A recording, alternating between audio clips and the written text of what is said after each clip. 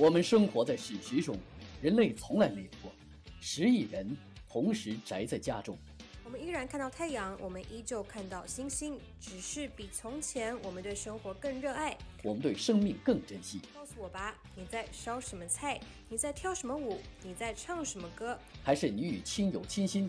还是你在感悟人生？展现你的手艺，展现你的才华，展现你的爱心，让你的美好传给世界上同心之人，传给500年后的新人类，让全世界一同宅家乐。大家电视台，大家一同宅家乐，征集对生活的热爱，请到油管寻找大家电视台。#StayHome#WithMe， 大家一起宅家乐，期待你的作品，详情请咨询屏幕上的邮箱地址。我们生活在史实中，人类从来没有过10亿人同时宅在家中。我们依然看到太阳，我们依旧看到星星，只是比从前我们对生活更热爱，我们对生命更珍惜。告诉我吧，你在烧什么菜？你在跳什么舞？你在唱什么歌？还是你与亲友亲心？还是你在感悟人生？展现你的手艺，展现你的才华，展现你的爱心，让你的美好传给世界上同心之人，传给500年后的新人类，让全世界一同宅家乐。大家电视台，大家一同宅家乐，征集对生活的热爱，请到油管寻找大家电视台。#StayHome#WithMe， 大家一起宅家乐，期待你的作品，详情请咨询屏幕上的邮箱地址。我们生活在史实中，人类从来没有过10亿人同时宅在家中。我们依然看到太阳，我们依旧看到星星，只是比从前我们对生活更热爱，我们对生命更珍惜。告诉我吧，你在烧什么菜？你在跳什么舞？你在唱什么歌？还是你与亲友亲心？还是你在感悟人生？展现你的手艺，展现你的才华，展现你的爱心，让你的美好传给世界上同心之人，传给500年后的新人类，让全世界一同宅家乐。大家电视台，大家一同宅家乐，征集对生活的热爱，请到油管寻找大家电视台。#StayHome#WithMe， 大家一起宅家乐，期待你的作品，详情请咨询屏幕上的邮箱地址。我们生活在史实中，人类从来没有过10亿人同时宅在家中。我们依然看到太阳，我们依旧看到星星，只是比从前我们对生活更热爱，我们对生命更珍惜。告诉我吧，你在烧什么菜？你在跳什么舞？你在唱什么歌？还是你与亲友亲心？还是你在感悟人生？展现你的手艺，展现你的才华，展现你的爱心，让你的美好传给世界上同心之人，传给500年后的新人类，让全世界一同宅家乐。大家电视台，大家一同宅家乐，征集对生活的热爱，请到油管寻找大家电视台。#StayHome#WithMe， 大家一起宅家乐，期待你的作品，详情请咨询屏幕上的邮箱地址。我们生活在史实中，人类从来没有过10亿人同时宅在家中。我们依然看到太阳，我们依旧看到星星，只是比从前我们对生活更热爱，我们对生命更珍惜。告诉我吧，你在烧什么菜？你在跳什么舞？你在唱什么歌？还是你与亲友亲心？还是你在感悟人生？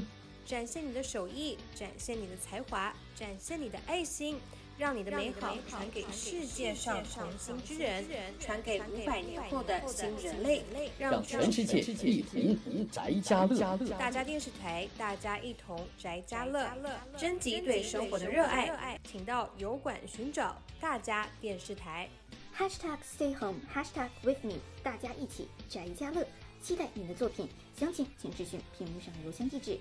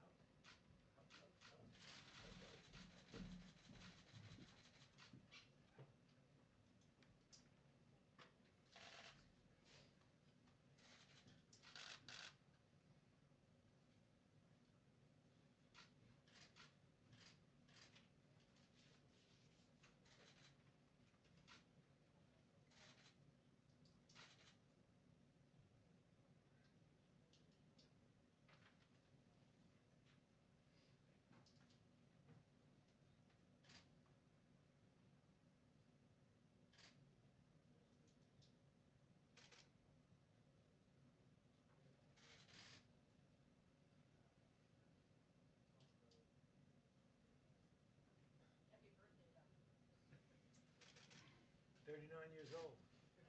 Thank you, Dr. Fauci.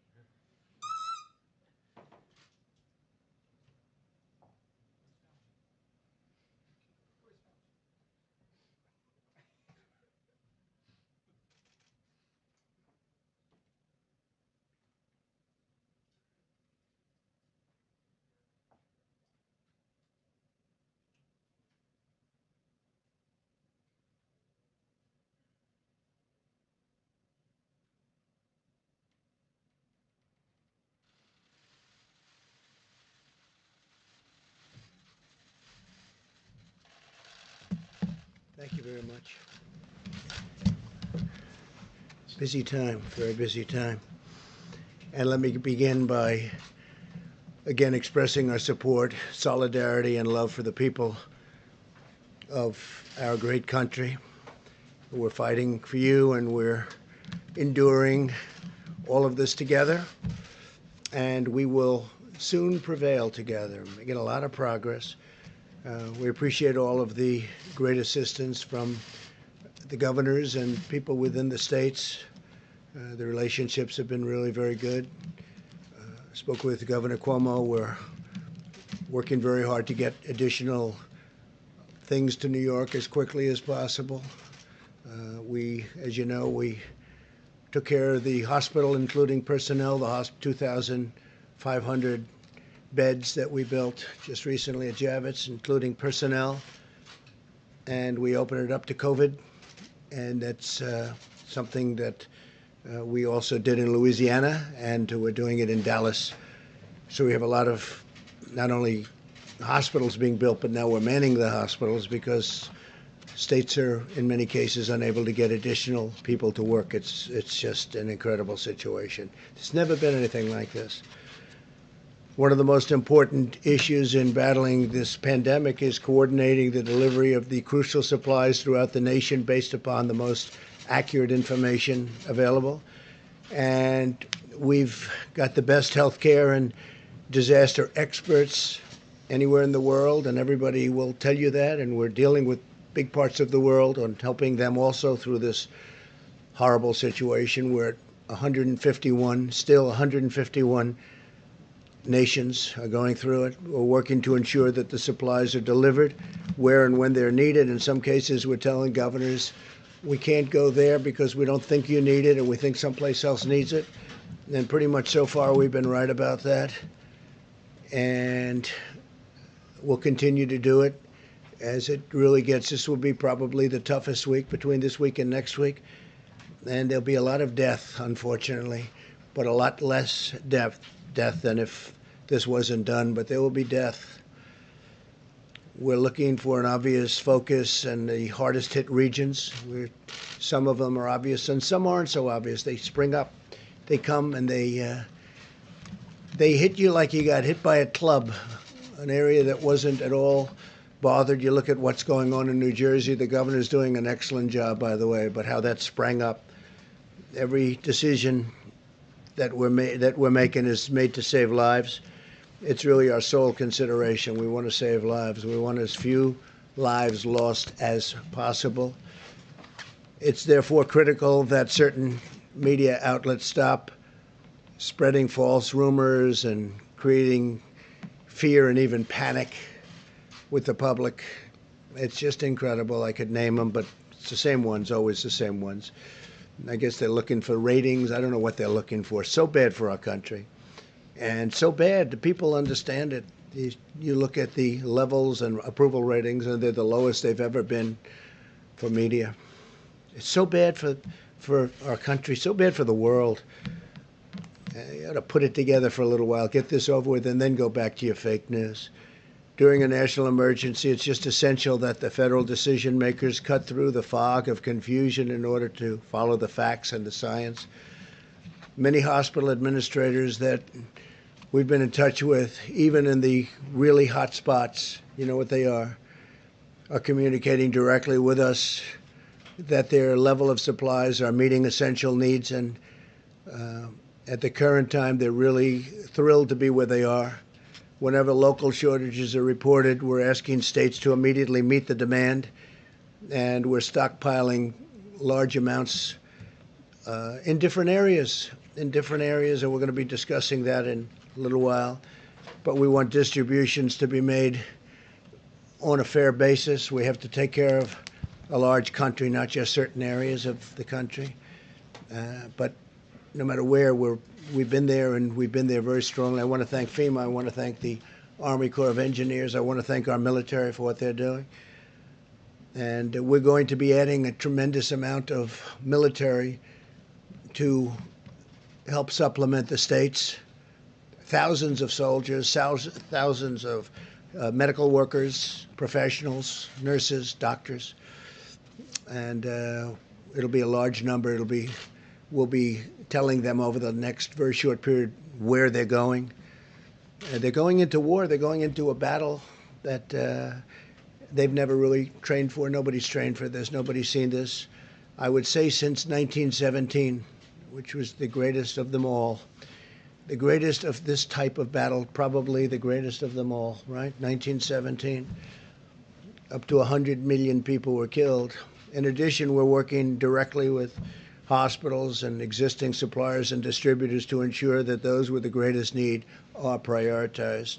And that need changes. One day it's one state or one locale, one city, and then all of a sudden they're starting to do well. We had some very good reports coming out of the state of Washington, coming out of various parts of California. So areas that we were getting ready to really hit hard, we can now go to other areas. It looks like New York is going to be hit very hard. And Louisiana is just amazing the way it just spread up. And everyone's doing a good job, but they're going to be hit hard. Areas in the country that are not experiencing large-scale infections are requesting supplies beyond what their present circumstances require. And we talk to them, and we tell them, and we explain it, and for the most part, they're good with it. We think we're right. It's very understandable that officials would seek to get the most they can get for their communities. But the fears of the shortages have led to inflated requests. We have some states and areas where they're just asking for far more. I mean, look, we had one state asking for 40,000 ventilators. 40,000. Think of it, 40,000. It's not possible. They won't need that many, and now they're admitting they don't need that many, but we're getting as many as we can to them. Again, nobody's ever seen anything like this in terms of ventilators, in terms of protective equipment and uniforms and outfits. But it makes it more difficult for distributors to prioritize the real need, and it could intentionally, and look, everybody has proper intentions, but they want to make sure they're 100%, and sometimes when they know they don't need it, they want it anyway. It gives them that extra feeling of satisfaction, but we just can't do that. It's not even possible to think about it. And that's why, and we're a backup. Remember, we're a backup. We're the greatest backup that ever existed for the states, especially when we start getting into the hospital building business and getting into the medical center building business. When you see we built many hospitals, numerous hospitals in some states and medical centers. That's why my administration's been requesting actual usage numbers directly from the states and hospitals to meet their needs, because we want to be ready when the brunt of it comes, which is coming quickly. You see it. You see it as sure as you can see it. And when the brunt of it comes, we want to be ready to hit the area that needs it. We don't want to have spent everything in one area and they don't need it there to anywhere near the extent. So let me be extremely clear about one point. We will move heaven and earth to safeguard our great American citizens. We will continue to use every power, every authority, every single resource we've got to keep our people healthy, safe, secure, and to get this thing over with. We want to finish this war. We have to get back to work. We have to open our country again. We have to open our country again. We don't want to be doing this for months and months and months. We're going to open our country again. This country wasn't meant for this. Few were. But we have to open our country again. I just spoke with the commissioners, leaders of, I would say, virtually all of the sports leagues. Rob Manfred, Commissioner of Baseball, Major League Baseball. Roger Goodell, Commissioner of the National Football League. Adam Silver, Commissioner of the National Basketball Association. Gary Bettman, Commissioner of the National Hockey League. Jay Monahan, Commissioner of the PGA Tour. Kathy Engelbert, Commissioner of the Women's National Basketball Association. Dana White, the Ultimate Fighting Championship. Vince McMahon, President of the WWE. Don Garber, Commissioner of Major League Soccer. Steve Phelps, President of NASCAR. Michael Wan, Commissioner of the LPGA. Roger Penske, Founder and Chairman, Penske Corp. And Drew Fleming, President of the Breeders' Cup. And there are a couple of others on, and these are all the great leaders of sport, and they want to get back. They got to get back. They can't do this. Their sports weren't designed for it. The whole concept of our nation wasn't designed for it. We're going to have to get back. We want to get back soon, very soon. For example, and I have to say, we're using the Defense Production Act very powerfully. In some times directly, in many cases indirectly. Just the threat of it's usually enough.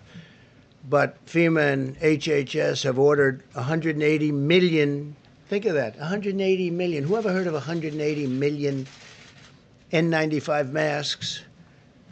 And we're working now with 3M to see whether or not that all works out, but we want them to help our country. And I think it's going to be okay. We're going to soon let you know. But we need the masks. We don't want other people getting it. That's why we're instituting a lot of Defense Production Act. You could call it retaliations, because that's what it is. It's a retaliation. If people don't give us what we need for our people, we're going to be very tough, and we've been very tough. Usually we don't have to use it, but we've used it plenty. It's turning out more and more, unfortunately, and it works very well. Our supply chain logistics task force, led by Admiral John Polovchek, who's doing a fantastic job, will ensure they're distributed to the healthcare and critical infrastructure workers in the areas with the most pressing requirements. That's the 60 million masks that we're talking about, and the 180 million N95 masks. 180 million. Who ever heard of 180 million masks? And this is a incredible thing. A lot of times when we have to stop playing this game, if a governor wants 200 ventilators, and I say, no, we're going to send you 1,000. We think you need more than 200. And then the media meets with the governor, and they say, oh, you got more? Well, it's not enough. The president should have sent more. So he's asking for 200. We give him 1,000. They say, how's the president doing? He should have given more, because that's politics. That's politics. And that's unfortunate, because we can't play that game. And, that's one party doing it, and the other party's happy. But they're all really happy, because they should have been doing this work themselves for a long period of time. Many of their cupboards were bare. With respect to the ventilators, FEMA and HHS continue to monitor the data on an hourly basis where provided by the states in order to most effectively target the distribution of supplies. We've been asking states to provide us with daily updates on the number of ventilators and their utilization rates, because some states have more ventilators than they need. They don't even like to admit it. They'll admit it when everything's over, but that doesn't help us very much. This data is vitally necessary so that we can ensure ventilators are getting to the right place at the right time. FEMA, HHS, DOD are developing resources within the next 24 hours. They will have a whole different set of criteria. Every day it's different criteria. Every day this horrible, invisible enemy changes a course. It changes course. If you were fighting the normal fight, you know what's happening. They hit one, they hit another, they hit another state, they hit areas that you didn't expect, but we're watching it and we're capturing it. Our goal is to stay several days ahead of the needs in each state. But we can only do that if the cities and states utilize real-time local knowledge to provide timely and precise data about actual usage. So we have to be able to do that. And if a state has ventilators, as an example, that they know they're not going to need, they should give them over, and we should move them with the other ones. We have now 10,000 in our pipeline and stockpiled 10,000 close. And we're moving some into New York, so we're going to need some additional. We're moving some into New York City and state separately, and we're bringing them to the point where they'll need them. I can also report that at my direction, 1,000 military personnel are deploying to New York City to assist where they're needed the most. That's the hottest of all the hot spots.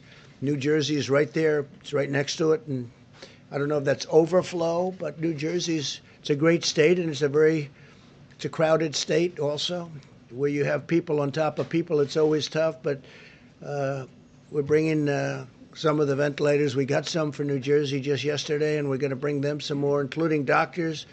We're getting doctors, nurses, respiratory specialists, and other support workers. These are from the military. We're taking people now out of our military. We've been doing it, but now we're doing it on a larger basis, and I want to thank Secretary of Defense Esper, who will detail some of what we're doing tomorrow and Monday. As the situation in Washington state continues to stabilize, we're returning a 300-bed federal medical station to a different location, so where we need it, and we appreciate that. They won't be needing it, and we appreciate them letting us know we're going to move it to a different location. It was already built. Many governors initially made large requests for federal support for their states in anticipation of a greater number of cases, but the residents of Washington state have done a really good job of following the federal distancing guidelines. They really have. I'm also pleased to report that Oregon will be spending and sending. They're spending a lot of money because they really did stockpile well, and they're also sending 140 ventilators directly to New York, which we appreciate. And I want to thank the Vice President for the great work he's doing every day dealing with our nation's governors. Mike Pence has been working day and night on this, and we want to get it over. He's got to get a little more sleep than he's getting. He hasn't been getting very much, I will tell you that. And we're all in this together, and it's a beautiful thing to see how people are joining forces to help one another. They really are. In addition to our courageous doctors, nurses, and healthcare workers, I also want to thank the incredible food supply workers who are feeding our nation. I spoke just a little while ago to Senator Bozeman. You know Senator Bozeman. We all do. He's a great senator. He's a great person.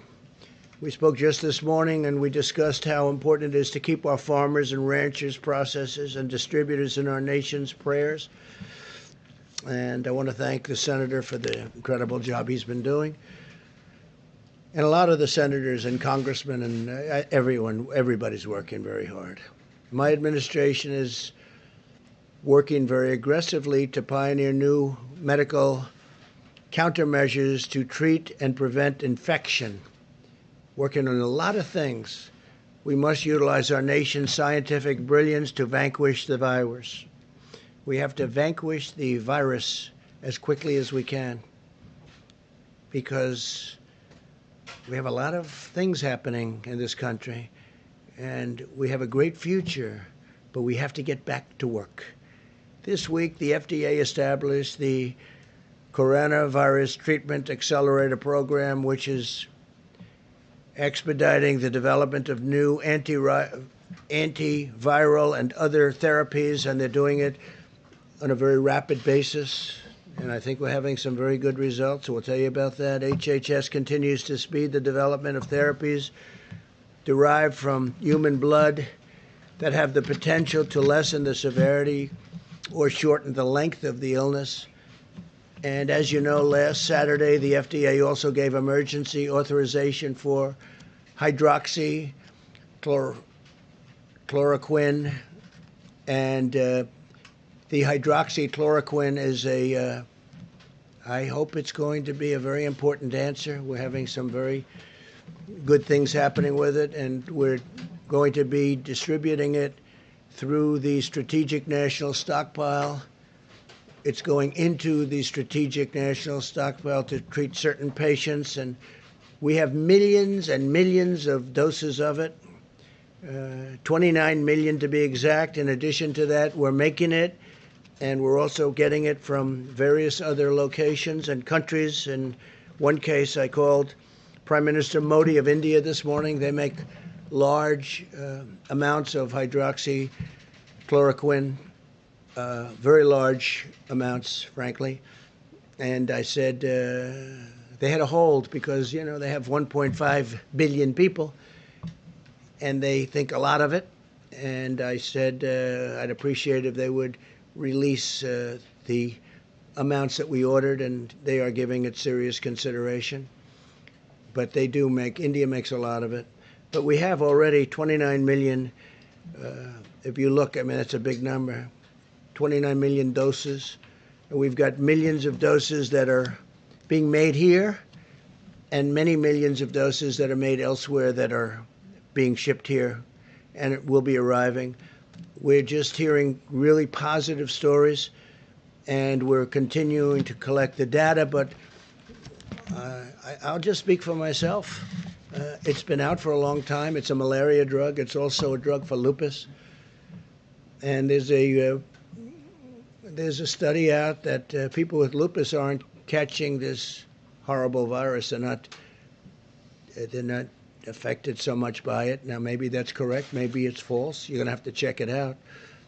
But there's a lot of very positive things happening with that. That's a game changer if that's the case. Obviously, we continue to work on the vaccines, but the vaccines have to be down the road by probably 14, 15, 16 months. We're doing great on the vaccines. I think Johnson & Johnson is leading, seems to be leading in terms of the studies, but we'll see what happens. But I feel good about that, but that's down the road. But tremendous promise with what's just been mentioned. In addition to that, Gilead Sciences has initiated a phase 3. That's down the line, meaning clinical studies of the drug remdesivir. Now, it's approximately 1,000 patients, which is a pretty good study. Other drugs are also being studied in patients. And this week, Oracle, great company, donated a new web portal. Larry Ellison, amazing guy, and platform to the government to gather real-time data on how patients are responding to the various new treatments. And they have a very sophisticated site, and we'll be learning a lot from Oracle, and thank you to them. We're also spending economic dollars like you wouldn't believe, and speeding economic relief to American workers, families, and businesses. Yesterday, the Small Business Administration launched the Paycheck Protection Program to help employees keep paying their workers. In 24 hours, the Small Business Administration and over 1,200 lending partners processed over 28,000 loans. It's so far ahead of schedule, and billions of dollars. It's worked out incredibly well, and I want to thank Bank of America and J.P. Morgan Chase and a lot of the big banks that have been involved, and a lot of the community banks. Community banks have really jumped on it, and it's so far going way ahead of schedule. The SBA also clarified that faith-based organizations, including houses of worship, are eligible for the Paycheck Protection Program. That's great. As well as the Economic Injury Disaster Loan Program that you're familiar with, on the same terms as every other applicant. If we run out of funding for the Employee Retention Program, I will immediately ask Congress for more money. This is money that's really going directly to the people that need it, the small businesses that need it, and the workers that need it. Finally, because when we open, we want to open strong with businesses that are going.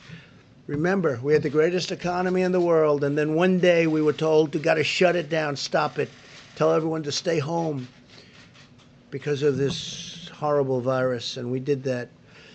And we did the right thing, but now we have to open. We have to open our country. Finally, I can report that as of today, the State Department has successfully coordinated the safe return of more than 40,000 Americans stuck abroad on over 400 flights from 75 countries. Many of those countries were terrific in helping us, and I appreciate that very much. Some of them I had to call the leaders of the country, most of whom I know. And once I did, they snapped like you wouldn't believe. They really helped us great. So I appreciate that. So we brought back 40,000 Americans who were literally stuck in some countries with no chance of getting out. We got them back. 400 flights, 75 countries. Think of that. And those countries in almost every instance had a big problem with the virus. I want to thank the American people, most of all, for the selfless sacrifices that they're making for our nation. I know it's not pleasant, although some people have said they've gotten to know their family better, and they love their family more than ever. And that's a beautiful thing. They've actually gotten to know them. They're in the same house with their family for a long time. I guess it can also work the other way, perhaps, but we don't want to talk about that. And I want to encourage everyone to keep following our guidelines on slowing the spread. Sustaining this war effort is, and that's what it is a war effort, is the patriotic duty of every citizen. While we may be more physically distant for a time, we're closer together in the heart and in the spirit. And through this great national unity is happening. We're having a great unity developing that a lot of people didn't think would be possible to develop like this. And we will conquer the disease and restore our nation to its full and glorious might. We're doing really well, and I'm very proud of everybody out there. We're very proud of you. It's something that nobody could have ever projected. It's been over 100 years that a thing like this has happened. And the problem with this one is the contagion. It's so contagious. Nobody's ever seen anything like that, where it's so contagious. You can be feet away and just talking to somebody and catch it. You can catch it. You know how long it can live on surfaces. So things that nobody even thought of, the level of contagion. So we're getting there. We're going to make sure that it's over soon. And just keep going. It's not going to be long. And thank you very much. And with that, I'd like to ask Dr. Hahn to speak. And he's been doing yeoman's work at the FDA. Thank you very much, Doctor. Thank you. Thank you. Thank you, Mr. President. I'm going to speak about hydroxychloroquine and the efforts around that. Just to preface, I'd like to echo what the President said about the American people and the resiliency and the just terrific work. Mitigation is such an important part of our fight against the COVID-19 virus. Last week, as the President said, we issued an emergency use authorization to allow the donated hydroxychloroquine to come into the country and enter the general circulation. We are prioritizing this drug to come in for clinical trials, also into general use for physicians, because as you know, physicians, based upon their interaction with the patients, their assessment of the risks and benefits, can write a prescription for hydroxychloroquine if they think it's appropriate for the patient. Being a physician, we do this all the time, and that assessment needs to be done between a patient and a doctor. And then the third portion is we wanted to make sure that these drugs were in the circulation, in the supply chain, so that people who have them or need them for the other indications, lupus, rheumatoid arthritis, had them available. So that was the purpose of the emergency use authorization. One other thing I'd like to mention is that we on Friday stood up a formal convalescent plasma program. We have a great deal of enthusiasm for that. There are some reports that this is of benefit to patients in other countries who have had the COVID-19 virus. And what this means is taking plasma from patients who've had the virus and who have recovered and transferring the immunity, the immunoglobulins, if you will, the immunity from that person to someone who's sick. And we're hopefully expanding that across the country. The Red Cross is involved in that program, and I think it shows a great promise. It needs to be studied like other things, but just like I said before, it provides hope. We don't want to provide false hope, but definitely hope. Thank you. Thank you very much, Mr. President. I'd like to just take a couple of moments to talk a little bit about the public health aspects and how it relates to what the President just said about the need for us to begin to at least think about returning to some degree of normality. And that has to do with what's going to be happening as we end this week and we go into next week. You will be seeing, and we should not be surprised because the kinetics of how this virus works is that we're going to be seeing that there are going to be deaths that are going to continue to go up. But as I mentioned to this group and to the general public multiple times, there really is a cascading of events where you have new cases, hospitalizations, intensive care, and deaths. So at the same time that we may be seeing an increase in deaths, we want to focus on the effect of mitigation is really the number of new cases. And that's what we're going to be thinking about and looking about. So we're going to pay close attention to that, and hopefully the kinds of mitigations that we're talking about are going to have the impact to allow us to begin to think about maybe changing a bit. So the question arises is the mitigation working? So let's look historically and then just look at the reality of it.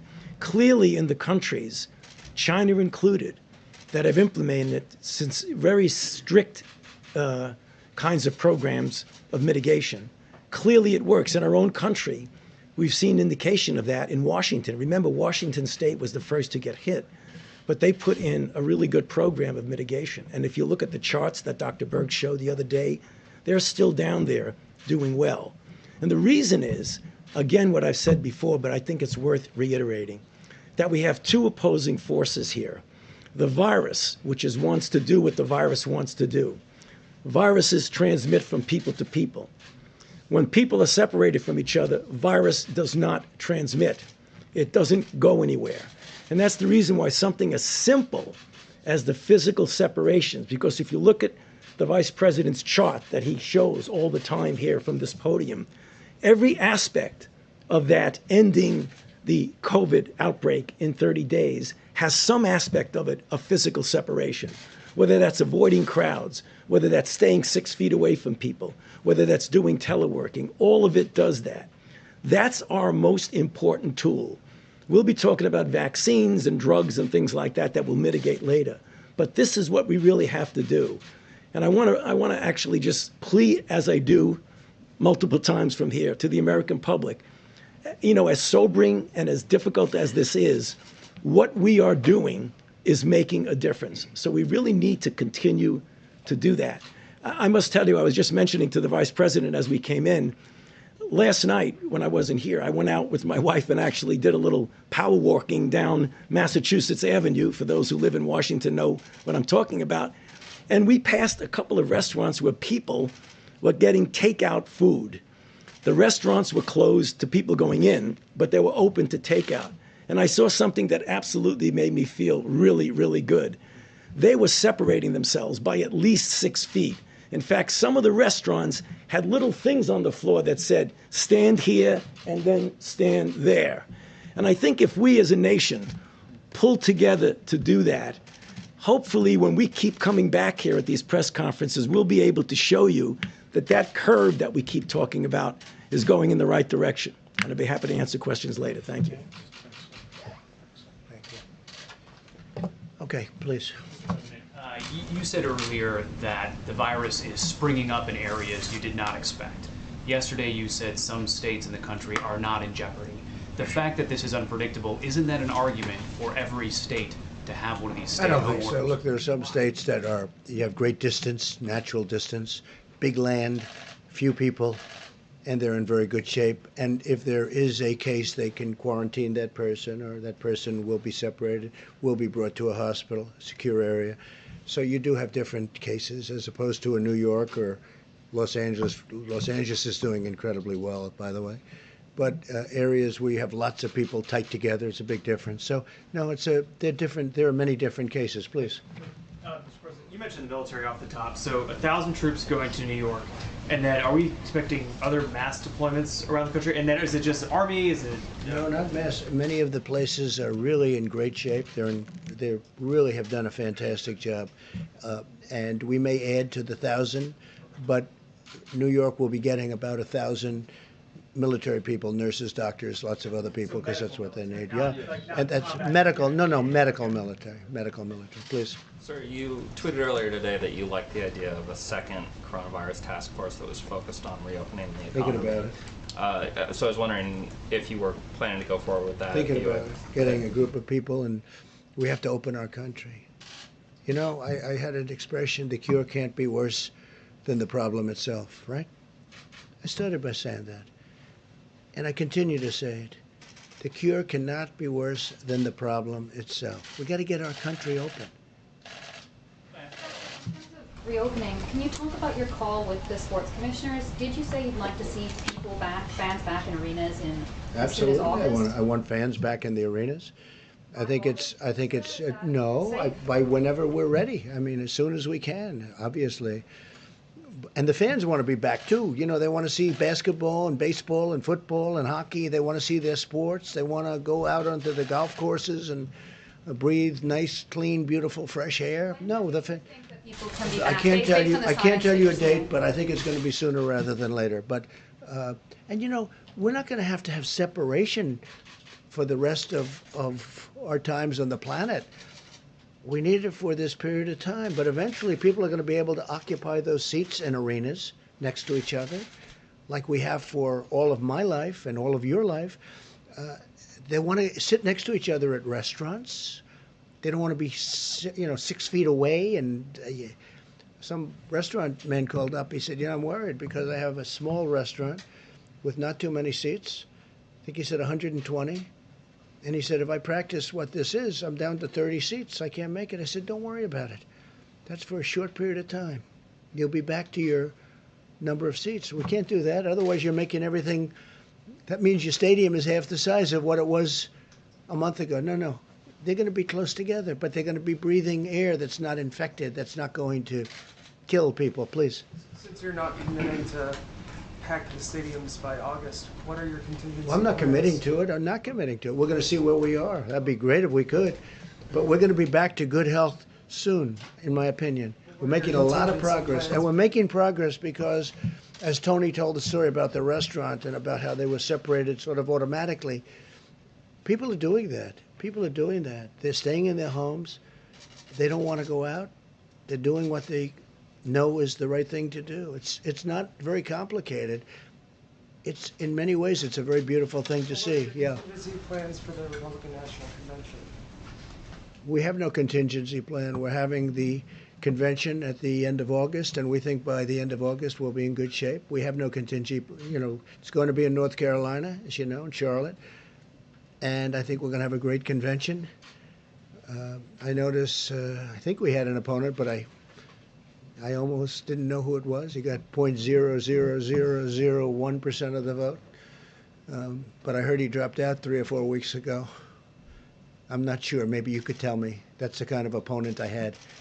And hopefully we have another one just like that in Joe. Mr. President, this weekend lawmakers are working on the next round of relief packages. What was not in the stimulus package that you signed last week that you would like to see in phase 4? Well, I think we're going to need more money for the small businesses. It's been working out so well. It's been so efficient. The banks have been doing an incredible job. I think we're going to need more money there. I think. We'll see. But based on the first couple of days, it's been incredible.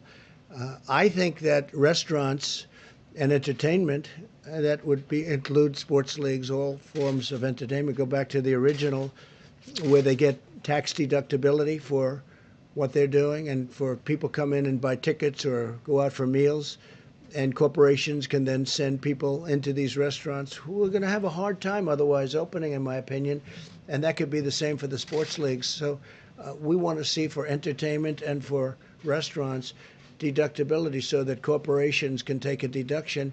They'll send their executives, they'll send people there, and they get a deduction. That is something that will really bring life back to the restaurants. I think make them hotter than before. They used to have it. And when they ended it, it was really never the same. It was never the same. Yeah, please. Mr. President, you just said that you want to see as few lives lost as possible in this pandemic. That's right. But there are still 8 governors, all Republicans, who have refused to issue these statewide stay-at-home orders. Your own experts, including Dr. Fauci, have said stay-at-home orders are the most effective way to stop the spread of this virus. So why not do everything possible and urge those governors right now to do that? We have a thing called the Constitution, which I cherish, number one. Number two, those governors, I know every one of them, they're doing a great job. They're being very, very successful in what they're doing. And as you know, I want the governors to be running things. Now, in some cases, we'll supersede. But in this case, it's not. Do you think they should? I'm not asking for you I to think it order them to, depends. but- It depends on the individual state that you're talking about. But they're doing very well, and they're doing a magnificent job in running their Well, states. South Carolina has 1,700 cases right now of coronavirus. Utah has 1,255. I mean, are these not states that you think should have No, those I think state they're doing a home orders great in place? job. Well, that's a very small number relative to population. It's larger than some states that do have stay-at-home orders Okay, already in that's place. it's up to the. If I saw something wrong, if I saw a massive breakout, of which that's not, I would come down very hard. But Isn't the key in this pandemic getting ahead of those numbers, though? no, not in that case, but in the case, I know the states you're talking about. By the way, I think you're up to 92% is covered. 92% of the country is covered. And from a constitutional standpoint, they made the difference. They called the shots. Yes, Jeff, go ahead. Mr. President, just a question about messaging. You and the others here are saying people need to continue following the mitigation efforts, but you're also saying again, the cure must not be worse than the problem. Which is it? No, I'm just saying we have to get this country open, Jeff. It has to get open. This country was not designed to be closed. So we have the greatest we've ever had, and then we're paying people to stay home? Think of it. We're paying people not to go to work. How about that? How does that play? I understand that. And they want to go to work, by the way. They don't want money. This country is great. But we're paying people. We have to get back to work. That's what I'm saying. Go ahead, please. Mr. President, this is off topic. It's about the announcement from last night. It's a yes or no question. Not that we expect the answer to be yes or no. But wasn't Michael Atkinson doing the job of the Inspector General of the intelligence community, the job he was supposed to do when he simply took the whistleblower complaint to Congress that what hadn't been taken previously? Wasn't he doing the job that he was supposed to do, that American taxpayers were paying him to do? And why did you decide to terminate? I thought he did a terrible job. Absolutely terrible. He took a whistleblower report, which turned out to be a fake report. It was fake. It was totally wrong. It was about my conversation with the president of Ukraine. He took a fake report and he brought it to Congress with an emergency, okay? Not a big Trump fan, that I can tell you. Instead of saying, and we offered this to him, no, we will take the conversation where fortunately we had a transcript. If we didn't have a transcript with the kind of deception and dishonesty that were practiced by the Democrats, I might not be standing here right now, okay? Fortunately, we had a transcript, and it was a perfect transcript because even the lieutenant colonel admitted it was correct. Okay, wait a minute. You asked a question. So he took this whistleblower, and I keep saying, where's the whistleblower, right? And why was the whistleblower allowed to do this? Why was he allowed to be, you call it fraudulent or incorrect transcript? So we offered this IG. I don't know him. I don't think I ever met him. He never even came in to see me. How can you do that without seeing the person? He never came in to see me, never requested to see me. He took this terrible, inaccurate whistleblower report, right? And he brought it to Congress. We offered to have him see my exact conversation. It was all about the conversation, by the way. That was the whole thing. It was about the conversation, right? And then after he saw it, he must have said, wow, because as I've said it many times, and it drives you people crazy, it was a perfect conversation. So instead of going and saying, gee, this is a terrible thing he said about the president's conversation. Well, it was a fraud. I didn't say that. And by the way, you have the whistleblower. Where's the informer, right? And here's another question. Remember, before I gave the transcript, in other words, before I revealed the real conversation, where's the second whistleblower? Remember the second wait. There was going to be a second whistleblower. But after I gave the conversation, he just went away. He miraculously went away. Where's the informer? Because there was going to be this informer. Maybe Schiff was the informer. You ever think of that? He's a corrupt guy. He's a corrupt politician. So listen, I say this. Where's the informer? Remember, the informer was coming forward. But I gave. Because, see, I did one thing that surprised everybody. This gentleman right here said, boy, that was a shocker. I revealed the conversation. I got approval from Ukraine because I didn't want to do it without their approval. And they said, absolutely, you did nothing wrong. By the way, President of Ukraine, foreign minister, said he did nothing wrong.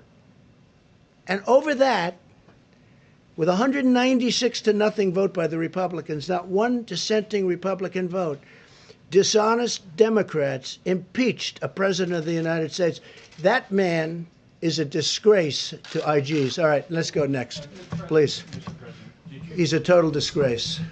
Did you run by your decision to dismiss the Inspector General by Senator? Okay, we'll get off this because people want to talk about what we're talking about. But let me just tell you something. That's my decision. I have the absolute right. Even the fake news last night said he has the absolute right to do it. But ask him, why didn't you go and see the actual conversation? There was no rush. He said, oh, we have to rush it. He even said it was politically biased. He actually said that. The report could have been, you know who the whistleblower is, and so do you, and so does everybody in this room, and so do I. Everybody knows, but they give this whistleblower a status that he doesn't deserve. He's a fake whistleblower. And frankly, somebody ought to sue his ass off. All right, it's enough of the whistleblower. Go ahead, please. The governor of New York today said that he is still desperate for ventilators and that he has accepted 1,000 of them from the Chinese government. Are you concerned that what he didn't say is, okay, let me tell you what he didn't say. Two very good friends of mine brought him those ventilators, right? Two very good friends of mine. They brought them. If you'd like their name, I'll give you their name. But should states and No, but cities have the to governor rely didn't on mention China that. and Russia It came to supply? through the Chinese, the country of China. But they were given by two friends of mine. But he didn't tell you that. Now, the governor also, you'll see when you read the letter, the governor also asked for 40,000. 40,000. He wanted 40,000 ventilators. Now, the governor, as you know, had a chance to get 16,000 a few years ago. He decided not to get that. The state of New York has asked for help. I've given him 4 hospitals, 4 medical centers. Then I gave him an additional hospital. Then I gave him military people to operate the hospital. They were not supposed to be COVID hospitals. The ship is not. Interesting thing happened with the ship. People aren't in accidents because there's nobody driving. There's nobody taking motorcycle rides down the West Side Highway at 100 miles an hour. People are away. So people aren't being injured. Now they're asking whether or not we could open up the ship for COVID. We have given the governor of New York more than anybody has ever been given in a long time. I'll just say, I was going to say in history, but in a long time. And I think he's happy. But I think that, because I watched what he said today, and it was fine. I wouldn't say gracious. It wasn't gracious. It was okay. I must tell you, Gavin Newsom has been gracious. Los Angeles, California, the job we've done, and all of California. Why does that matter if they're gracious or not gracious? It doesn't matter. It doesn't matter. But I think when we've given as much as we've given to New York, somebody should say nice. I'll tell you who's been very nice. Mayor de Blasio has been very nice. He understands what we've given him. We brought him some more ventilators, too, yesterday. But nobody has been given like New York. And I know he appreciates it. He just can't quite get the words out, but that's okay. So when he says that he needs 40,000, Please, go ahead. If I may come back to Dr. Fauci's comments on... To which one? Dr. Fauci's comments on mitigation. On the reproductive value of the virus, the WHO had it at, I think, 2 to 2.6. Others had it a percentage point or 2 higher.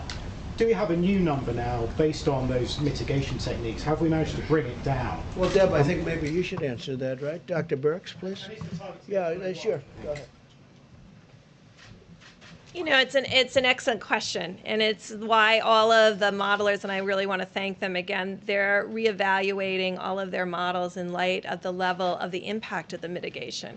Remember, none of us had really been through this before. So when we modeled school closures and distancing and staying at home and all of these pieces, that had never really come into the model before.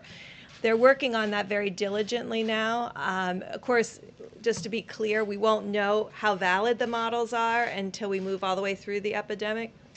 What we're triangulating right now, and instead of working on R0, we're looking at testing and triangulating testing, test positive cases, hospitalizations, ICUs, and of course, the recoveries, because that's also very important to us.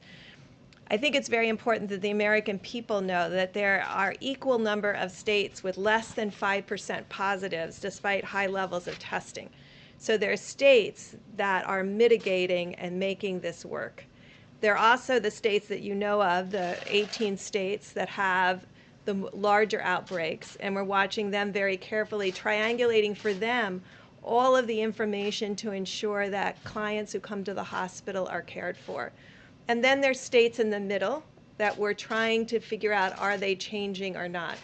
Each of those states and each of those epidemics within those states may have a different R value. And that is what we're trying to figure out, and it's very variable on each of these factors. But the bottom line is, and I think going into this weekend, it's really important for the American people to know this, Spain and Italy are moving through this.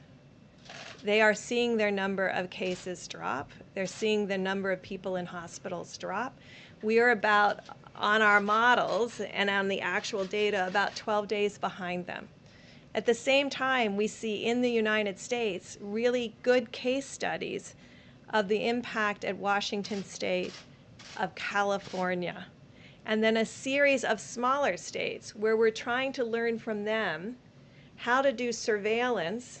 And with these new HHS, Abbott ID Now kits, and I just want to thank Admiral Giroir for getting them out, being able to look at testing in a more comprehensive way so we can be doing surveillance and mitigation simultaneously, so we can answer that very question. It's going to be very difficult to answer at this moment across the United States because each metro cluster is on a different pathway as they move through the epidemic. And I think we just really ought to emphasize through, because we see Italy, we see Spain moving through, and we hope to be in that same position. At the same time, as the president said, he's concerned about every single person that is succumbing to this virus. We all are.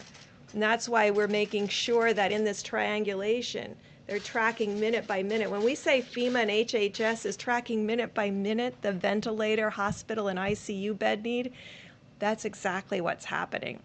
And also being flexible and responsive. To have DOD take 1,000 healthcare providers out of their medical corps is a very big deal. I was in the medical corps for 29 years. We never did that. So this is saying we respect and understand the importance and value of the American lives and doing that. But the R values will be variable by state. Can I just follow up? A week ago we were talking about a county by county. Before I do that, you had breaking news last night. You know that, you saw that, where I think the probable presidential candidate for the Democrats will be Joe Biden. And he agreed that I was correct when I stopped people from China very early, very, very early, from coming into our country. And Dr. Fauci said that was a very big moment because it would be a much different picture we have right now had we allowed thousands and thousands of people from a specific area, I don't have to go into it, from China, to come in highly infected. It would have been a very different thing. The other thing, so I appreciate the fact that he did, because I was called xenophobic, racist. I was called many things when I did that very early. And I got a lot of credit for it in the Federalist, because the Federalist covered the whole journey. And they said Trump was, I didn't speak to the author, respected author. They said Trump was right at every single move. And on top of that, he was going through a fake impeachment, a hoax. I was going through a hoax when I made the decision. And that does take a little time, and certainly a little thinking time. But I appreciated the fact that Joe Biden announced last night that he now agrees that I was correct. You saw the report come out that I was correct when I stopped people from China coming in at a very early date. President, can we talk about the Captain Crozier of the USS Roosevelt? Which one? What? Captain Crozier, who was removed, captain who was removed as the commander of the USS Roosevelt. I don't know if you saw the videos of sailors cheering for him as he left. Our reporting shows that some sailors have said that they are worried to re-enlist because they are not convinced that commanders are taking care of their health and taking care of them. Yeah. What do you say to them? Well, I don't know much about it. I can only tell you this. Here we have one of the greatest ships in the world, nuclear aircraft carrier, incredible ship with thousands and thousands of people. And you had about 120 that were infected. Now, I guess the captain stopped in Vietnam and people got off in Vietnam. Perhaps you don't do that in the middle of a pandemic or or something that looked like it was going to be. You know, history would say you don't necessarily stop and let your sailors get off, number one. But more importantly, he wrote a letter. The letter was a 5-page letter from a captain. And the letter was all over the place. That's not appropriate. I don't think that's appropriate. And these are tough people. These are tough, strong people.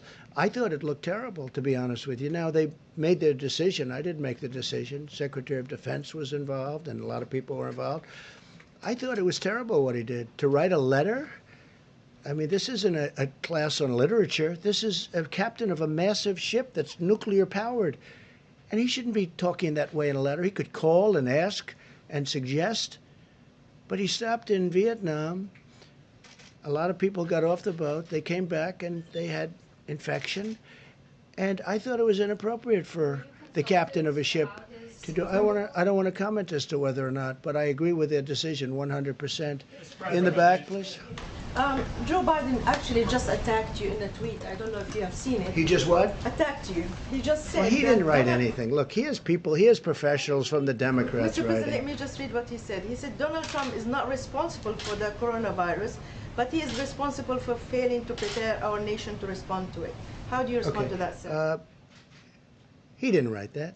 That was done by a Democrat operative. He doesn't write. He's probably not even watching right now. And if he is, he doesn't understand what he's watching.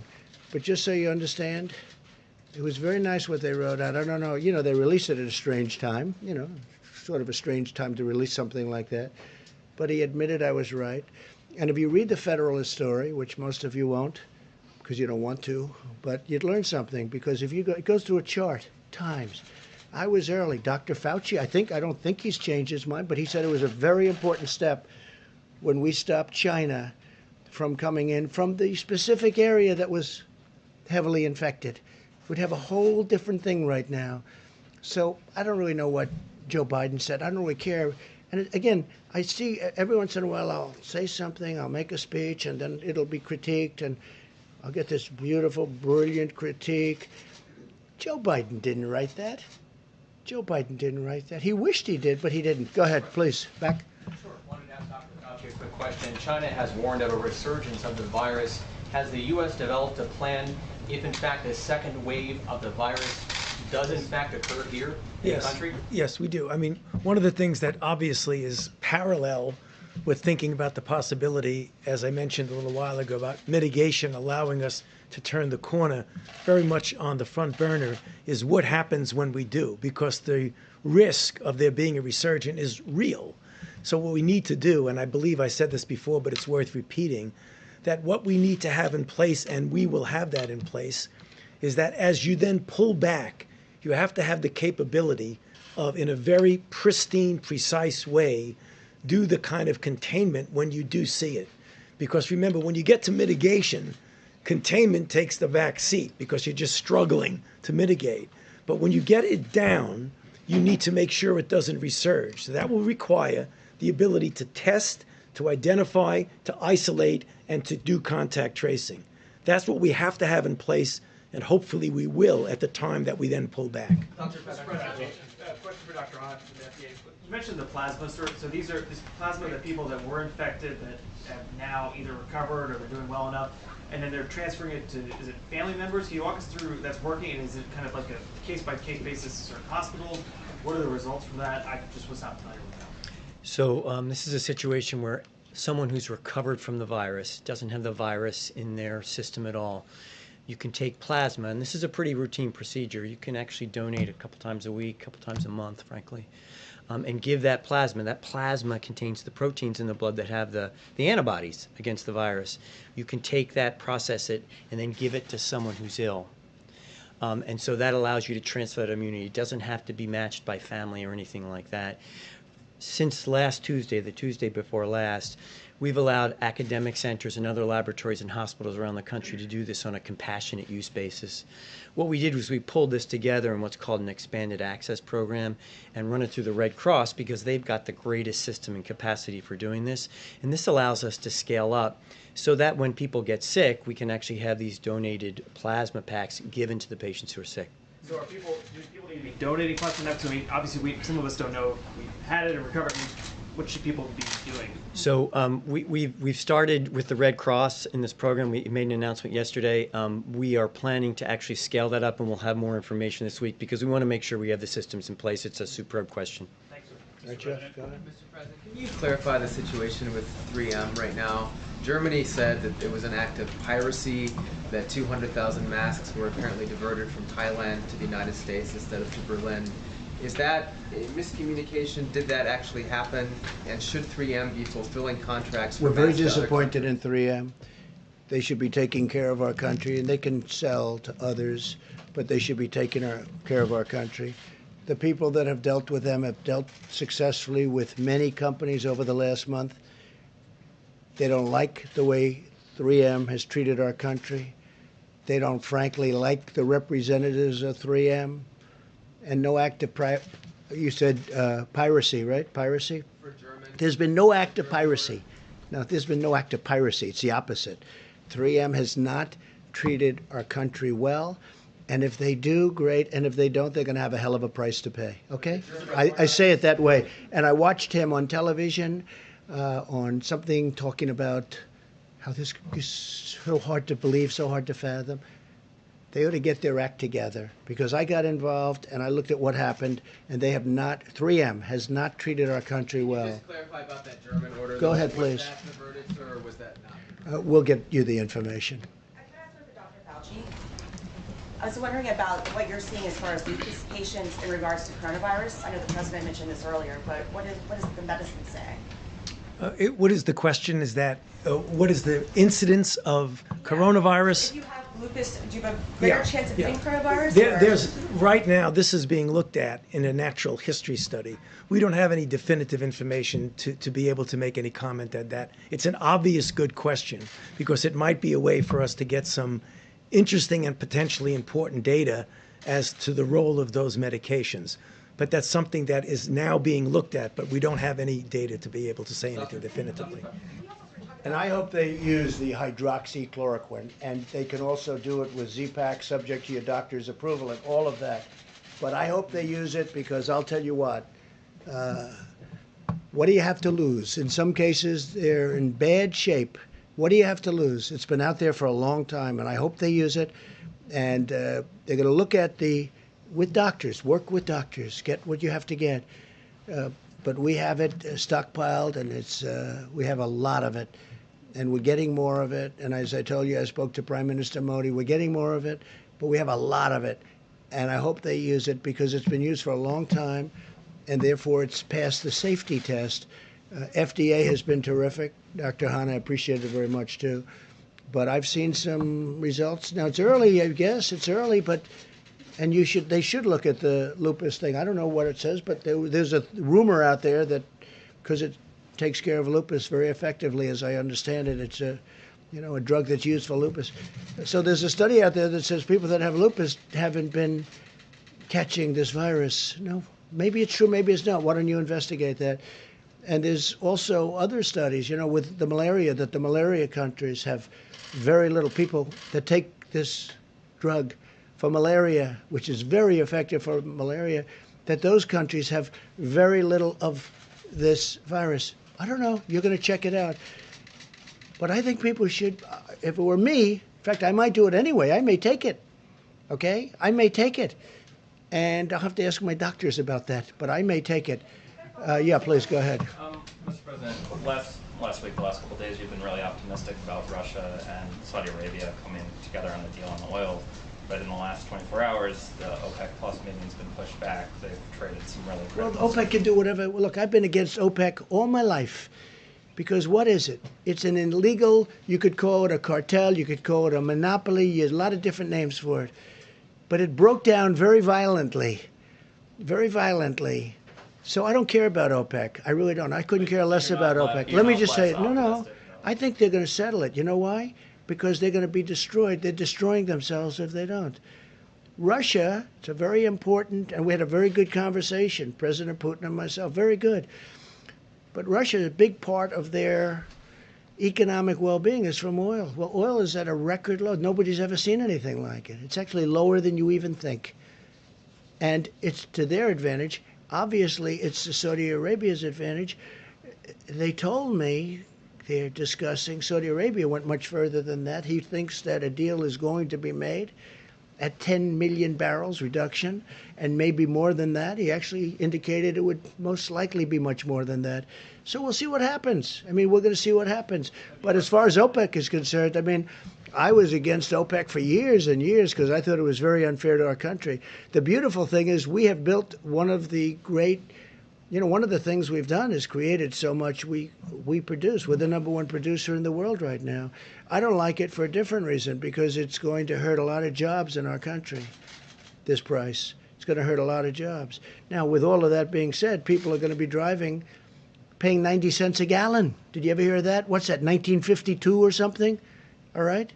So from that standpoint, but you know what? I am a big believer in our great energy business, and we're going to take care of our energy business. And if I have to do tariffs on oil coming from outside, or if I have to do something to protect our thousands and tens of thousands of energy workers and our great companies that produce all these jobs, I'll do whatever I have to do. Okay, yeah, ma'am, go ahead. Yeah, you tweeted a little while ago about how sad it is for kids they don't have Little League right now. But I'm wondering if you're willing to share about your youngest son and how he's dealing with life and sheltering in place, not going to school, no sports. Well, he's a good athlete, and he loves soccer, and he's like everyone else. I mean, everything's shut down. He's in his room. He's happy, but he's not as happy as he could be. He'd like to be playing sports, Barron. And let's see what happens. But we have to get back. We have to get back. Remember that. We have to get back, and we have to get back soon. Okay? On the jobs reports numbers. Do you guys ever stop? Do you want to keep going for a little while? Huh? I mean, do you ever stop? How many times you ask? And in many cases, it's the same. Actually, a lot of good questions. Go ahead. In the jobs But keep going, yes? Yes, sir. So you're not going to blame me that I kept it going too long? People said, oh, he kept it. Every time you'll ask it. No, I mean, no, it's amazing. Tony, every hand went up. I thought we've gone through I think every single hand went up the last time. You know what it shows you? It shows you that you love what you do. Go ahead. We do love what we do. So you do. No, you do. And some of you do it well. Not all of you. Go ahead. I'm not looking at you, by the way. So we did get the jobs reports numbers yesterday. Obviously, that's kind of a small portion because it's only the first half of March.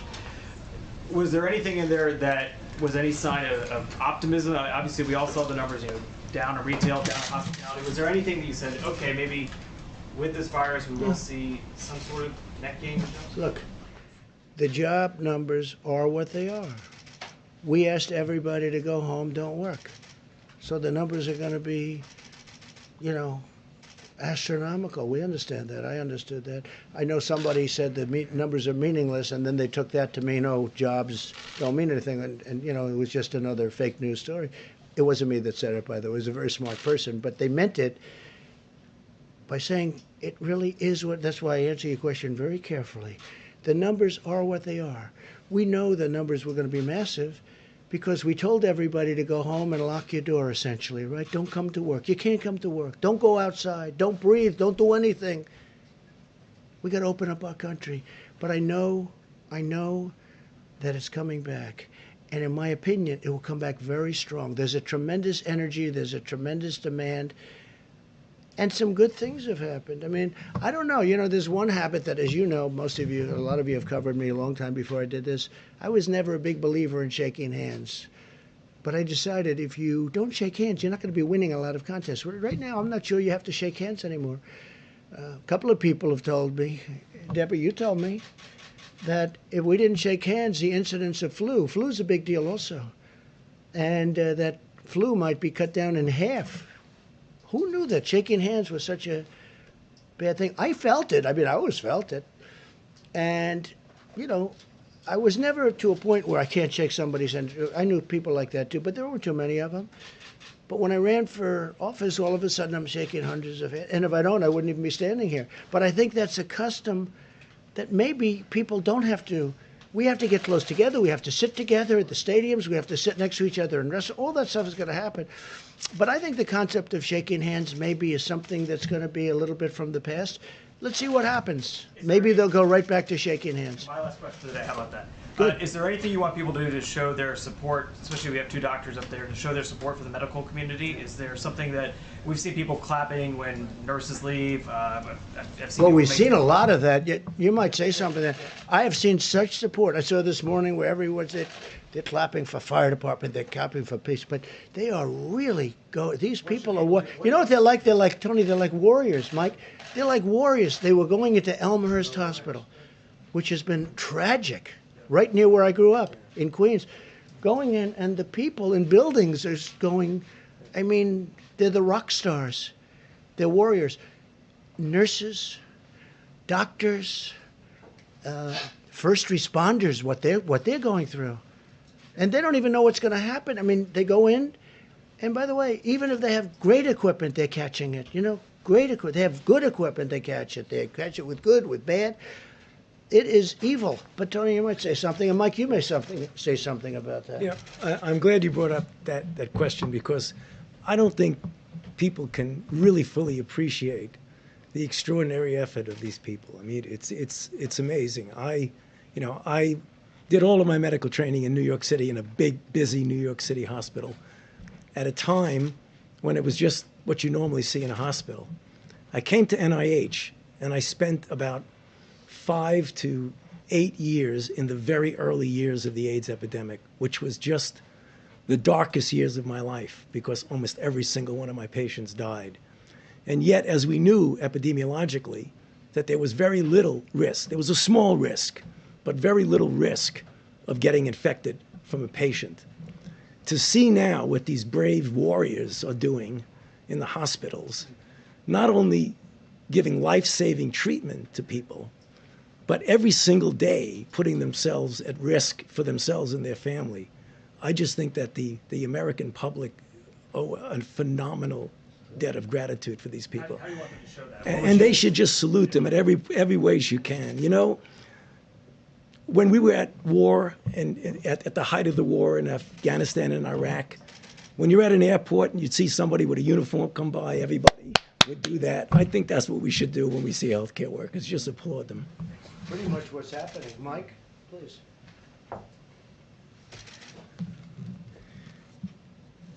The stories are incredibly moving about what healthcare workers are doing every day. It's not just that they're going back into the hospital in places like New York and New Jersey, earlier than that in Washington State and California, where this first began. It's not just that they're providing care to people, but because of the nature of how contagious the coronavirus is, they're also supplementing for family. I mean, that's what gets to me.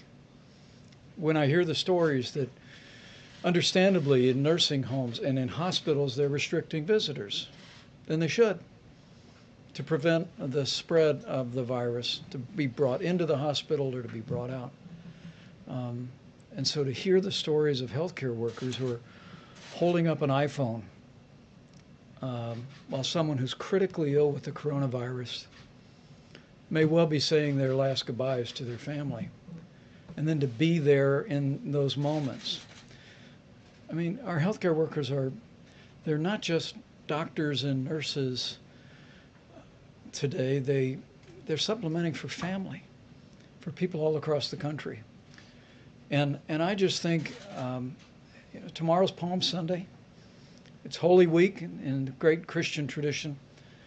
And I have people ask me from time to time, send me an email or on the many conference calls that we have, they said, what can we be praying about?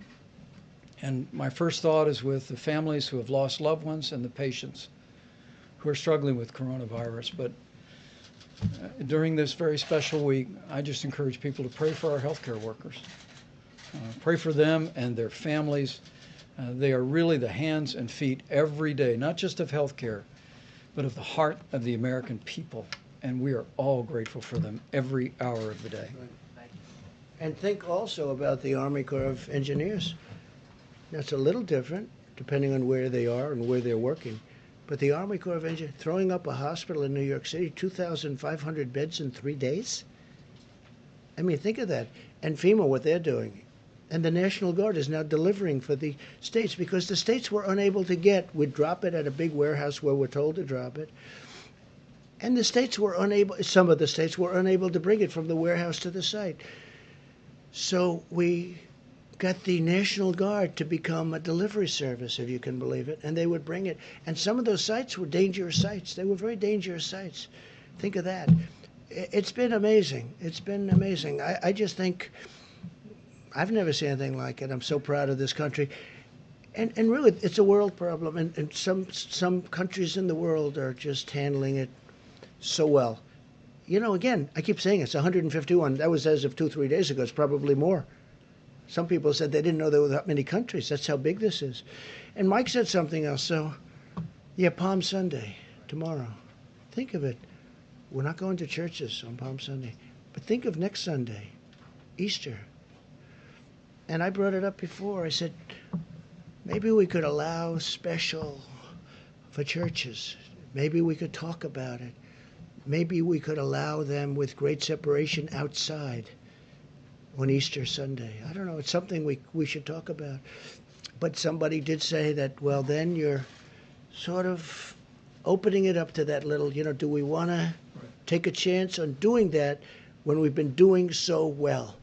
But Easter Sunday, Palm Sunday, I'm going to be watching tomorrow live from Riverside, California, great church. But I'm going to be watching on a computer, right? On a laptop. I think on Easter, maybe I'll be watching from a laptop as opposed. So how sad is it that we have Easter Palm and Easter Sunday and people are watching on laptops and computers? It's sad. But the job that this whole country has done is amazing. But I'll say this, our medical professionals, what they've done, because they walk into those hospitals, you see them putting on their gear and they're putting it on as they're walking through the front doors. And some of those people are going to die. They're going to die. It's like incredible. And we can say what we want, Tony and Deb, about young and medium-aged, and there are plenty of those people dying too. It generally hits the older people where they have problems. It hits young people too, and it hits middle-aged people too. But these people are walking into hospitals, and I watch. I think it's incredible. And they're putting their outfit. They're getting it, and they're going in. They're going. It's like a war. Again, there's never been anything so contagious as this. In 1917, it was vicious if you got it, but it wasn't contagious like this. Now, in 1917, had they had the internet and all the means of communication, they could have practiced distancing. By the time people started thinking in those terms, they lost, I guess, 75 to 100 million people. So that's modern, that's a modern day great thing that happened. Please. Yeah, just on antibodies. To what extent do you think that you can use antibody tests to determine who can go back to work and how? Well, I don't know. I'd rather leave that to the doctor. Doctor, do you have an answer to that? You think it'll be a tool? We think it'll be a tool to help us get people back to work. It'll be additional information because, as you know, if you have an antibody, that means you were exposed and have recovered from it. That, with the information about diagnosis, should help. But how quickly can you scale up this testing to determine on a large scale how many people can go back to work and have these antibodies? So as you know, a couple weeks ago, we provided a great deal of regulatory flexibility around this. A lot of great developers have been working on this. Dr. Birx put a call out to the academic labs around the country to do this, and we've been working very closely with a number of manufacturers. So we think that it can be scaled up relatively quickly. Okay, Mr. President. Mr. President, a question for Dr. Fauci. In a recent interview, you had said that you knew the 15-day guidance would not be enough. I wanted to ask your confidence level about the 30-day guidance and whether it'll be enough. It's tough to talk about levels of confidence, but I can tell you one thing that I feel strongly, that if we do in a very proactive way what I said in my opening comments, and people literally across the country as a baseline have that physical separation, and As we've mentioned up here, there'll be varying degrees of that depending upon whether you're in New York City or you're in a place that's less. But every place, everybody should be doing some degree of this physical separation. If we do that, I have confidence that what we will see is the turning around of the curve. Whether or not it'll be all the way down where we want, it's impossible to say. I would be foolish to say that. But the one thing I am confident in, so let's take this to the bank, that mitigation works.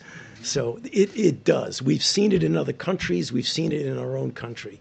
And that's the reason why I keep coming up at every chance I get to plead with the American people to please take a look at those guidelines that the Vice President keeps putting up with his chart. Because every single one of those points has something to do with physical separation. And mitigation does work. But again, we're not going to destroy our country. We have to get back. Because, you know, at a certain point, you'll lose more people this way through all of the problems caused than you will with what we're doing right now. What we're doing right now, I think it's going to be very successful. But you know what? I don't know. We have a big decision to make at a certain point. Okay? We have a big decision to make. We went this extra period of time. But I said it from the beginning, the cure cannot be worse than the problem itself. And we cannot let that happen. We have an incredible country. We were having the greatest period in our country's history from an economic standpoint and many other ways. We cannot let this continue. So at a certain point, some hard decisions are going to have to be made. Go ahead. Mr. President, ventilator manufacturers are doubling, tripling, even quadrupling their production in some cases. That's true. And yet medical experts and some of these manufacturers are predicting that there will still be shortages of tens of thousands of ventilators. Is it time for you to level with the American public that there likely will be shortages of ventilators in some cases? Could be. I mean, it could be you have shortages, and it could also be that you have some that have way overestimated the number of ventilators they need. We think that, you know, we have a good amount ready to move. I mean, literally, like an army. They're ready to move to any hotspot. But some of the ones that you're talking about, always a nasty question from CNN, but some of the ones, yeah, because I think that, frankly, you know, because you know what, you've asked that question about 10 times over the course of about a month. Look, we're mobilized and ready to go. We have a lot of ventilators ready to go. And if we had given them all out, we wouldn't. And you would be overstocked in many areas. What we're doing is we have a very good plan to take from some areas, even though we have the 10 or almost the 10,000, we're also taking from areas that won't be as badly hit as today we think they will be. There will be some areas hit harder than we think, and there's nothing that Deborah or Tony or any of these professionals can do about it. This thing moves in a lot of ways.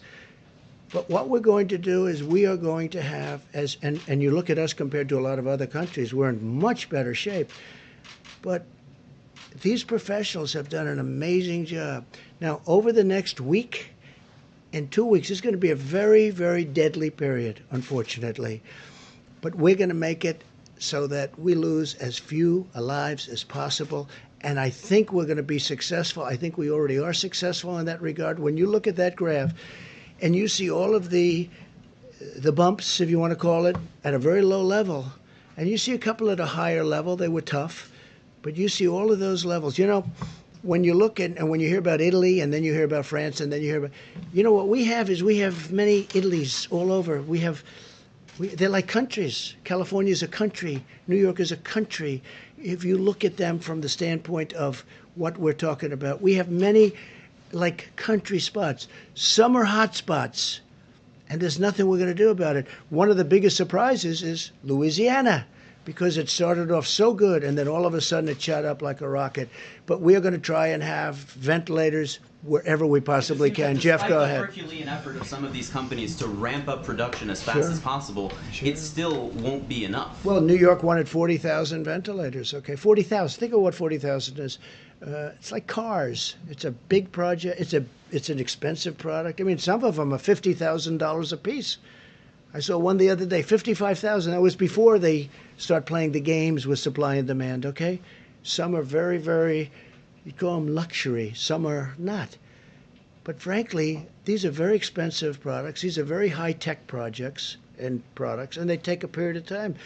We have thousands of them being built right now. Some will be ready.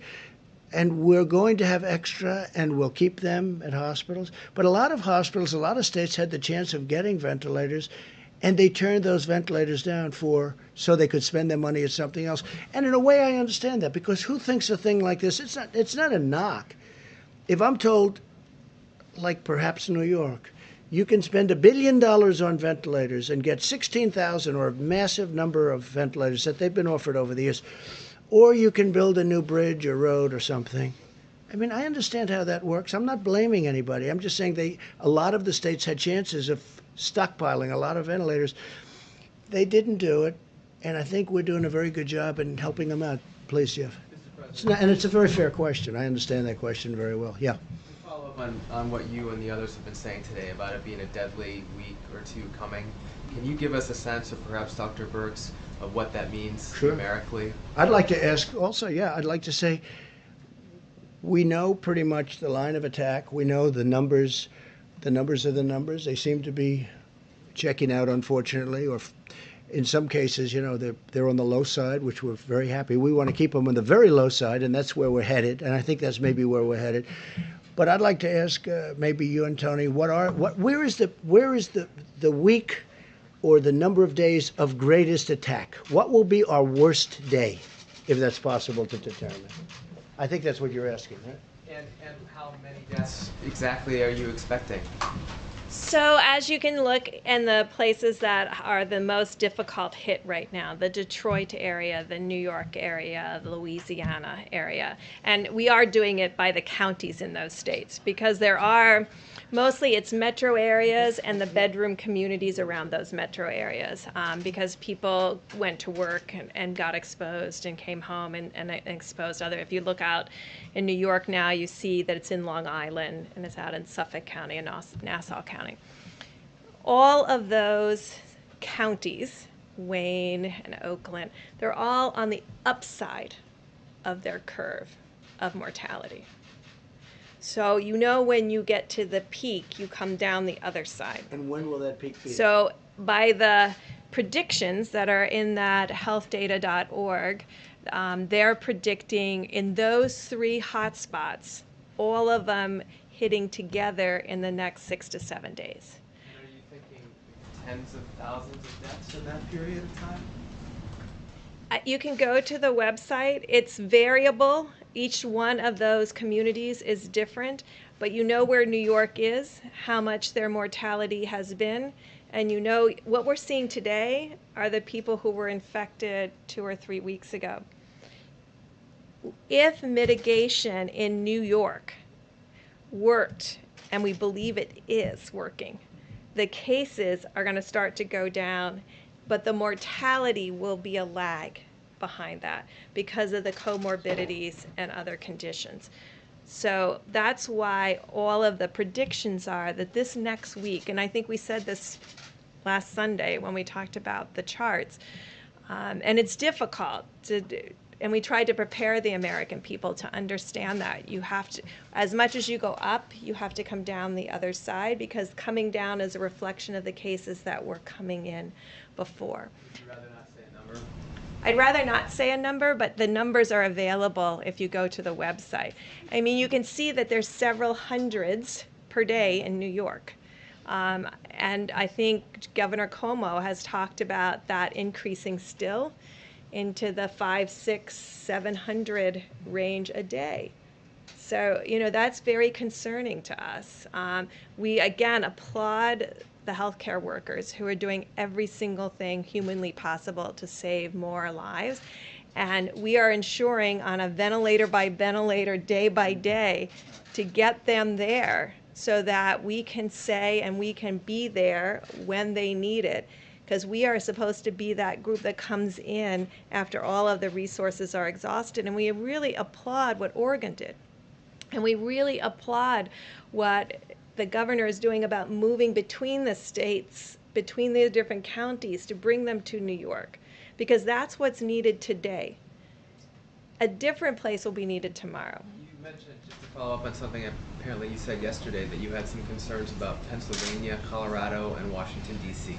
Could you expand on that? We're watching them because they are starting to go on that upside of the curve.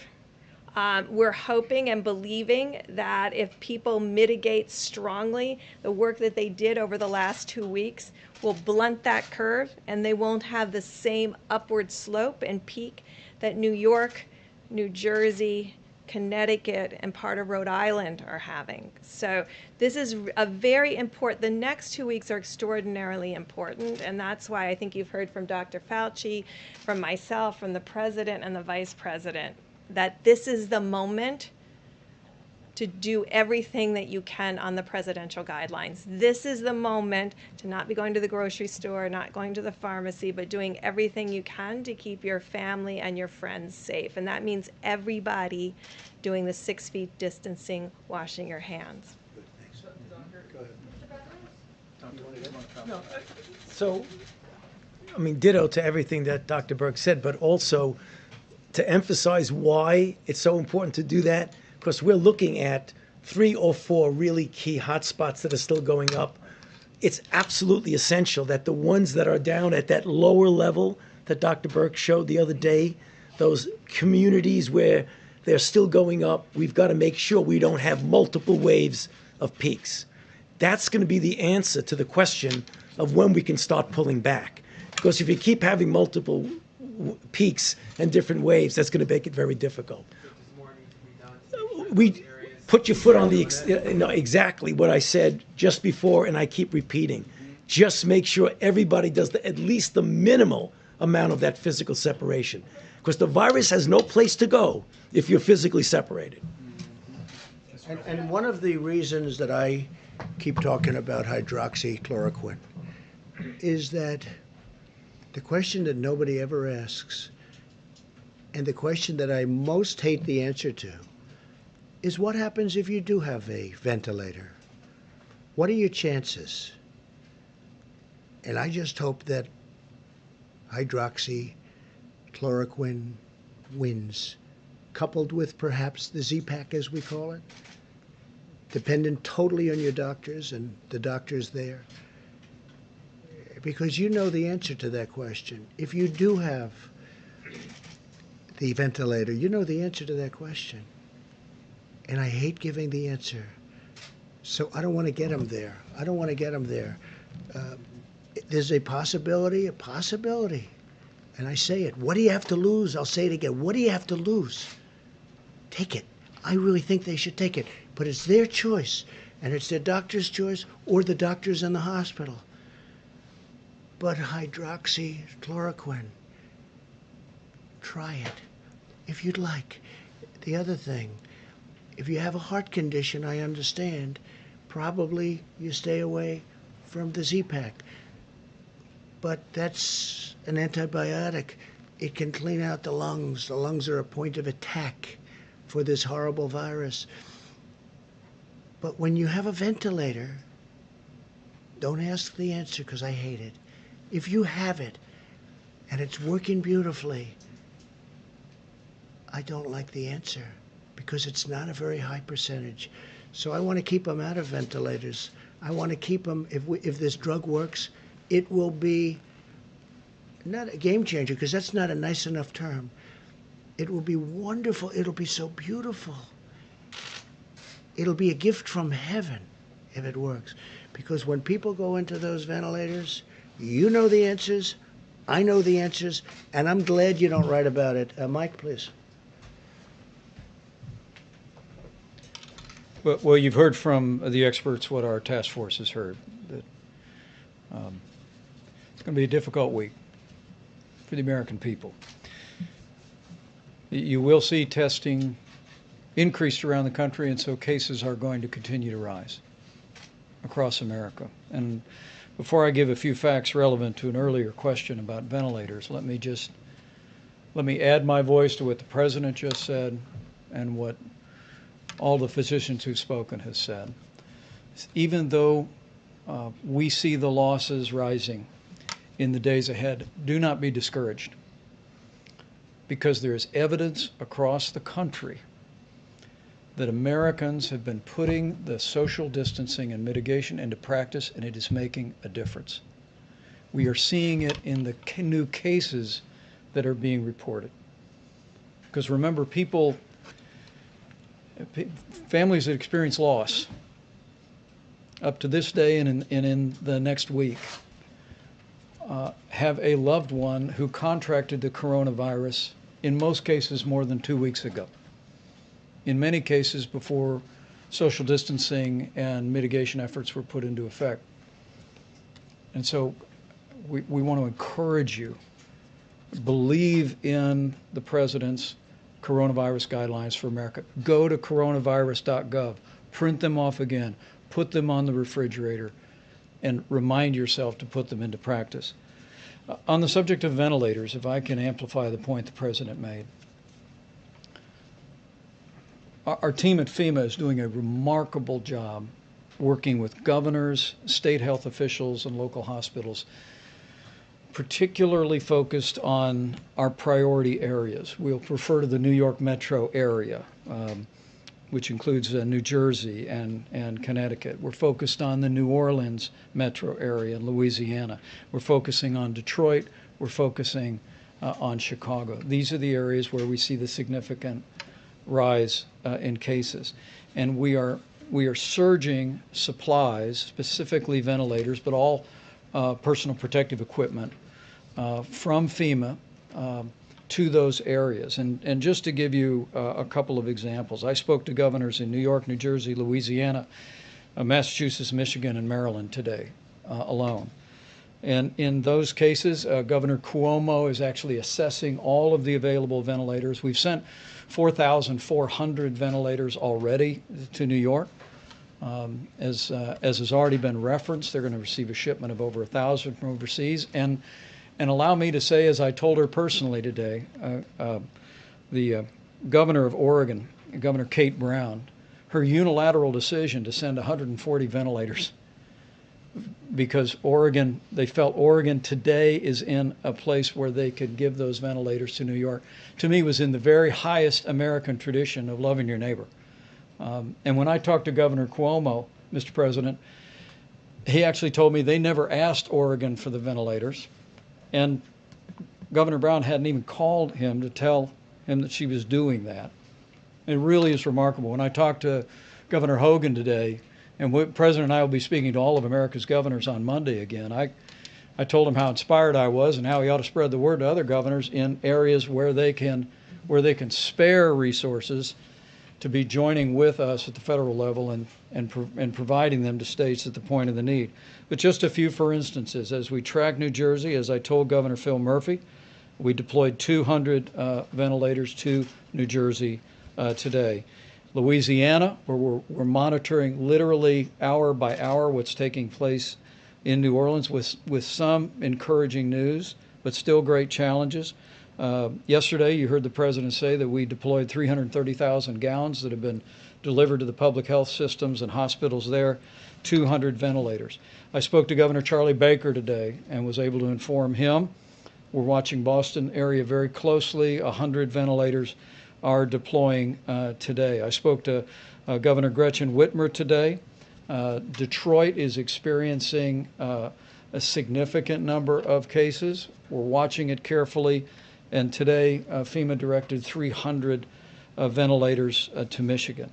Again, as the President said, we're all working our hearts out. But what I want to say to American families and what I want to say to healthcare workers is that we are going to identify the resources, leave no stone unturned, and we are going to focus resources on those areas in the order that they emerge. Now, the last thought is back on mitigation. We are hoping that we do not see other major cities in the country experience what Seattle experienced, what greater New York City area is experiencing, what New Orleans is experiencing, and that's all in the hands of the American people today. So I just want to encourage you, coronavirus.gov, put into practice the President's coronavirus guidelines, and you will do your part. to save lives, protect the American people, and ensure that we will have the resources to meet this moment wherever the need should arise. President, you spoke earlier about the SBA loan program that got up and running yesterday, but we're hearing from a lot of small business owners a lot of concerns about whether they will get this money. Some say some of the banks weren't ready yesterday to start processing loans. Some banks are layering, and some We're banks way are ahead of schedules. The banks have been great. layering extra J.P. restrictions Morgan on Chase, Bank of America, they're so far ahead. This is typical with you in particular. We hear they're behind. They're not behind. It's been flawless so far, far beyond our expectations. You should say, I hear you're doing well, but maybe I don't even hear of any glitch. They've done billions of dollars of loans to small business. And these are great loans. These are loans that get immediately paid off. These are loans that get businesses back. I wish you could ask a question where something's working so well. Now, maybe things won't work well, and I don't mind that kind, but where something's working so well, and you ask a question in such a negative way. It's doing great. Yeah, go ahead. It's doing great, really good.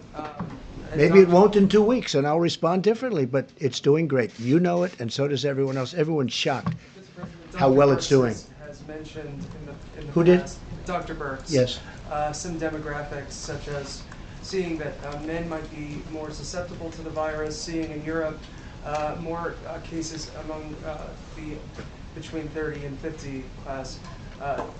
Has the data that you've seen in the past 2 weeks changed that assessment? Are men more susceptible? I don't think it's changed much, has it? Yeah, same pattern as Europe. Same pattern, same answer that we've given you That for the includes last. folks between 30 and 50 being more adversely affected than what we've seen in Asia? No, tomorrow I'll bring you all the graphs back so you can see it. We can bring an updated graph, but it's very similar. Please. Mr. President, a few days ago you talked about possibly restricting flights from hotspots. Where Yeah. are you on that? Where's your thinking? We're looking at it very seriously. Right now, we're dealing with governors, we're dealing with airlines, we're dealing with a lot of different factors. It's a very difficult decision. We're also doing testing, getting into planes, very strong testing. States are doing testing of people that leave planes because they don't want to have people coming in who are infected. So understanding that, and the level of testing has been enormous. Okay, and some states are saying you have to go in quarantine for 2 weeks if you come from certain areas. So knowing that, we're working with the governors. Mr. President, what kind of test, when you say testing, do you mean domestic travel or people coming in from Both, outside the country? both. Some states are doing, when they land, they're doing very strong, very powerful testing. Please go ahead. Some airlines, sir, and they say they don't know what you're talking about. Okay, well, then you'll check up again. One last question on ventilators. Governments are doing it too, our government. Go ahead. One last question on ventilators. The governor of New York said that he received donation in ventilators from Jack Ma of Alibaba, which I think is your friend. Would you call on the business community to donate ventilators, not necessarily to New York, but other states like Louisiana? No, Michigan? Jack Ma is a friend of mine, and he's made it very possible to get about 1,000 ventilators from China. But that was from him and my other friend. It was really a gift, and we appreciate it very much. It was very nice of them. All right, I think we've had enough. We'll be seeing you very soon, and I'm sure that you know that all of us are going to be working very hard. We're working very hard. We are really coming up into a time that's going to be very horrendous, probably a time like we haven't seen in this country, wouldn't you say? I mean, I don't think we've seen a time like this in the country, and we're getting to that point where it's going to really be some very bad numbers. We want to keep those numbers a lot lower than they would have been, and we will do that. We have tremendous talent working. We have tremendous people, and that includes governors. That includes everybody. Everybody's working. But unfortunately, we're getting to that time when the numbers are going to peak, and it's not going to be a good-looking situation. I really believe we probably have never seen anything like these kind of numbers, maybe during the war, during a World War, World War I or II or something. But this is a war all unto itself, and it's a terrible thing. We will be seeing you soon. We'll keep you totally abreast. We're also going to be releasing new ventilator numbers because we have a lot of them coming and a lot of them going to different locations, and we appreciate it very much. Thank you. Thank you. testing backlog.